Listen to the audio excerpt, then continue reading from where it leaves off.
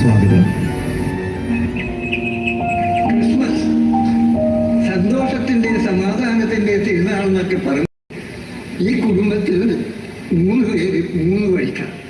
പുൽക്കൂടി ശരിയാക്കാനോ, നക്ഷത്രം തൂക്കാനോ, ലൈറ്റ് ഇടാനോ എല്ലാത്തിനും ഞാൻ തന്നെ വരും. എല്ലാം ഞാൻ കേൾക്കണ്ടപ്പാ. ക്രിസ്മസ് ആയിട്ട് ലൈറ്റാണോ തിന്നാൻ പോകുന്നത്? ഞാനിവിടെ എല്ലാവർക്കും ഉള്ള ഭക്ഷണം ശരിയാക്കട്ടെ. ഓ, ഇനി ഞാൻ വിളിച്ചത് കൊണ്ട് നീ ഭക്ഷണം ഉണ്ടാക്കാതിരിക്കണ്ട. അലീന എവിടെ പോയി? എത്ര ദിവസമായി നമ്മൾ ഒരുമിച്ചിരുന്നു സംസാരിച്ചിട്ട്. ക്രിസ്മസ് ആയിട്ടെങ്കിലും അലീന ഒന്ന് നിന്നെ ഈ പുൽക്കൂടി കെട്ടാനൊന്ന് സഹായിക്കും.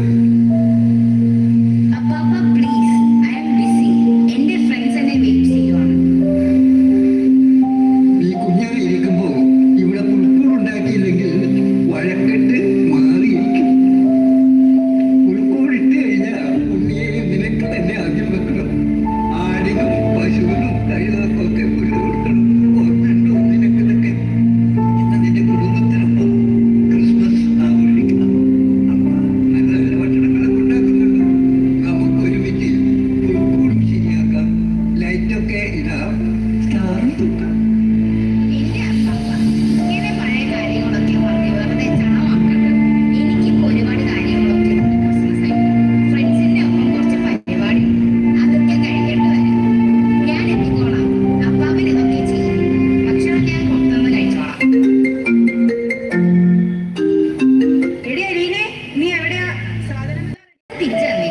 വെറുതെ എന്റെ സ്വഭാവം മാറ്റിക്കണം.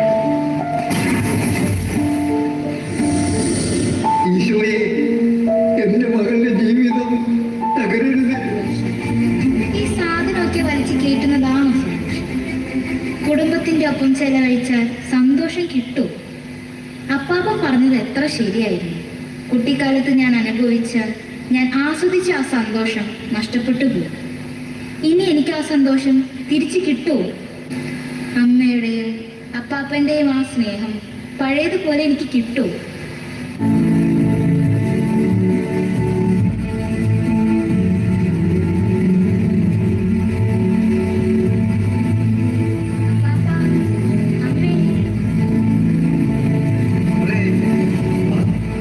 ഞാൻ നിന്നെ കാത്തിരിക്കുമായിരുന്നു. അപ്പാപ്പ, അമ്മേ, എന്നോട് ക്ഷമിക്കണം. ജീവിതത്തിന്റെ കൂട്ടുകെട്ട് എന്നെ ഇങ്ങനെയാണ്. എന്നോട് ക്ഷമിക്കണം.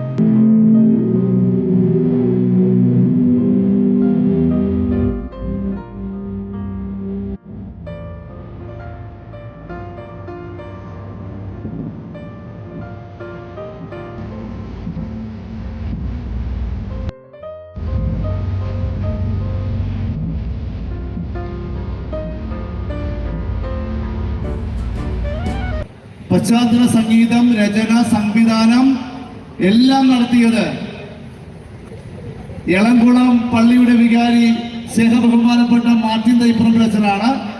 ഇന്നത്തെ ഈ മനോഹരമായ സന്ധ്യയിൽ ഈ വിരുന്നില് മികച്ച നടനായി തിരഞ്ഞെടുക്കപ്പെട്ടിരിക്കുന്നത് പ്രിയപ്പെട്ട ജോണേട്ടനാണ്. ഈ വിസ്മയരാവിന്റെ നോബൽ പ്രൈസ് മികച്ച നടനായി ആ പ്രായത്തിലും ആ പുറകിലേക്കുള്ള വീഴ്ച നടുവ് പോയി കാണുമെന്ന് ഉറപ്പാണെങ്കിലും അതൊക്കെ മാറ്റിവെച്ച് അദ്ദേഹം മനോഹരമായി വീണു.